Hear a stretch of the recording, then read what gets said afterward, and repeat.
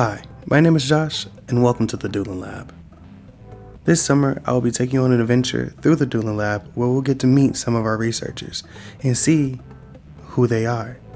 So, let's see who we have today. My name is Angelina and I'm part of the Doolin Lab. Hello, and thank you so much for taking time out of your day to show us what a real scientist is. We're not all just lab coats and microscopes. We have personality, we have stories to tell, we have lives to live. So let's get a little bit more insight on who you are as a scientist. I'm from College Station, Texas, and in the Doolin Lab, I serve as an undergraduate research assistant. Thank you so much for that introduction, Angelina. Now, what is your science? And explain it to me as if I was our PI, Dr. Doolin, and if I was a 7th grader who really doesn't care about science too much. So my project analyzes the acute and chronic time points from a spinal cord injury and how neuroprogenitor cell transplantation will affect that during those two time periods, whether from like the axon extension or how the graft composition looks like, and what kind of recovery are we looking at, and how can we prove that later on. But essentially, what that means is that we're looking at the short and really long time points in spinal cord injury and seeing if stem cells can be proven to be an effective treatment for the long run. Because at the end of the day, if you have a treatment, you want to work for the entire time, not just one period of time. Honestly, that was a great translation. Now, when did you, Angelina, know that research was meant for you? I'd like to say that I kind of felt it starting in high school.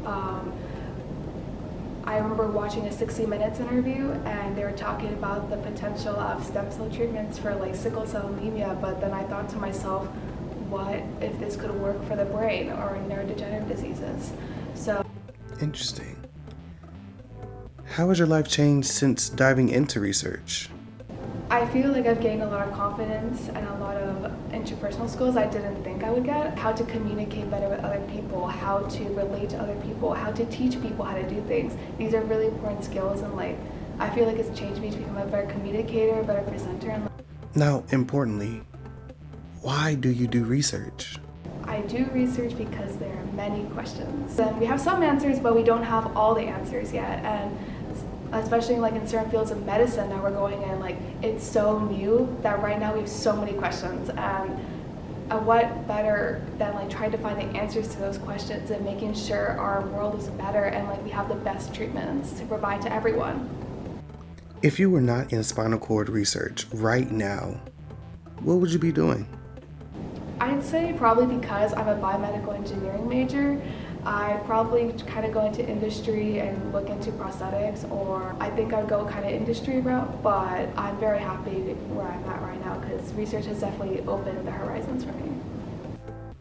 Okay, so outside of research, who is Angelina? I do a lot of things outside of research. So I'm involved in my student senate, and I advocate for underrepresented students. I'm making sure they have all their academic opportunities and they get that access. I also play the flute in the university bands, and a lot of times I like to just play with my cat and chill. I like to have a home in research, but I like to expand my horizons and see what I can do. What is your favorite memory in lab?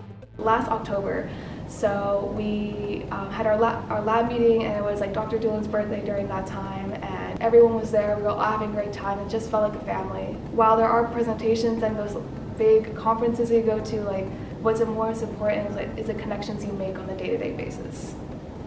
So, what are some of Angelina's future plans in research?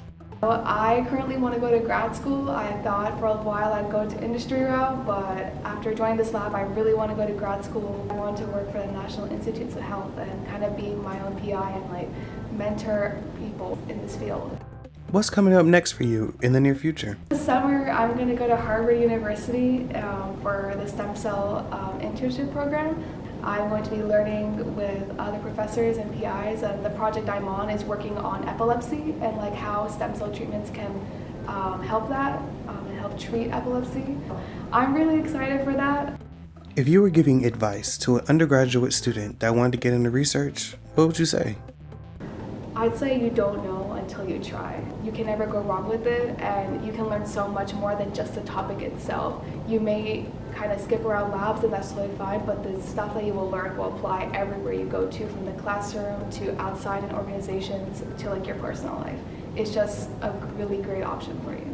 My name is Angelina Baltazar, and follow the science. Thank you so much, Angelina, once again for taking time out of your busy schedule to talk to our audience. And to you, our audience, make sure you go follow the science. Until next time, this is Josh.